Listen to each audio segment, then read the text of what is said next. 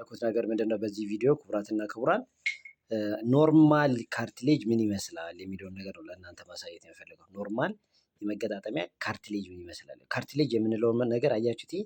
ነጭ የሆነው ክፍል ነው።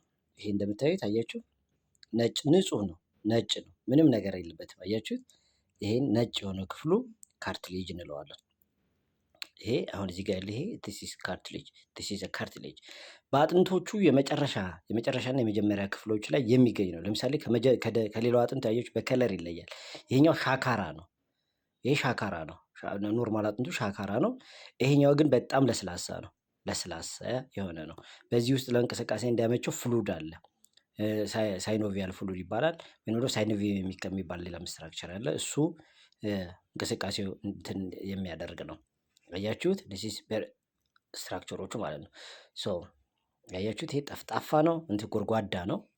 ጎርጓዳ ከመሆኑ አንፃር ደግሞ በጣም ለስላሳ ነው፣ ካርትሌጅ ስለሆነ ማለት ነው። ይሄ ኖርማል ካርትሌጅ ነው። ስለዚህ ይሄ ካርትሌጅ ምንድን ነው የሚያደርገው? እነዚህ ሁለት ጆይንቶ መገጣጠሚያ የሚፈጥሩበት ጊዜ በነፃነት እንዲንቀሳቀሱ የሚያደርግ ነው። አይሻክር ማለት ነው። ፍሪደም ይሰጣል ማለት ነው።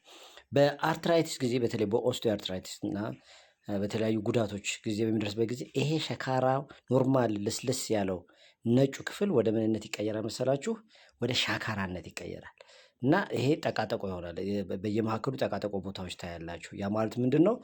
ኖርማሉ አጥንቱ ይጋለጣል ማለት ነው። ኖርማል ያጥንቱ ክፍል ይጋለጣል። ኖርማል ያጥንቱ ክፍል ተጋለጠ ማለት ይሄ እንደዚህ በሚንሸራተትበት ጊዜ በነፃነት መንሸራተት አይችልም ማለት ነው።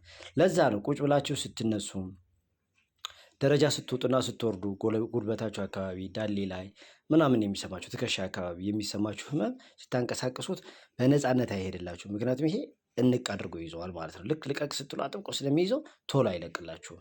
ታዲስ ኦስቲዮአርትራይቲስ የሚባለው ካርትሌጅ ክፍሉ ይሄ ነው ማለት ነው። ስለዚህ በሰርጀሪ በጣም በከፍተኛ ደረጃ የተጎዳ አጥንት ምንድን ነው የሚደረገው? በሰርጀሪ ይቆርጥና ይቀየራል ማለት ነው። አርቲፊሻል ዳቲስ ምን ይባላል? ቶታል ሂፕ ሪፕሌስመንት ወይም ደግሞ ቶታል ኒ ሪፕሌስመንት የሚባለው ሰርጀሪ ማለት ነው።